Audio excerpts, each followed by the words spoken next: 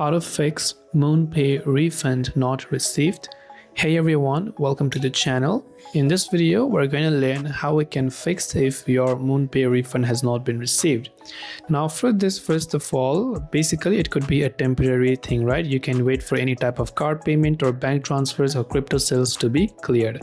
Now some steps to fix is to try to contact your bank. So you can contact your bank and ask if a pending pre-authorization charge is still sitting on your account, or if an acquired reference number, or also known as ARN, is needed from MoonPay to trace it. You can also verify the details by gathering your transaction ID, charged amount, date, and registered email addresses as well.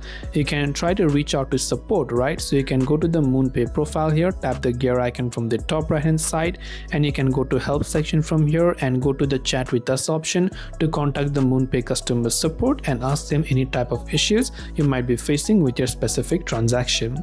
So hope this video helped you out. If you have got any further questions, do feel free to leave them down in the comment section below.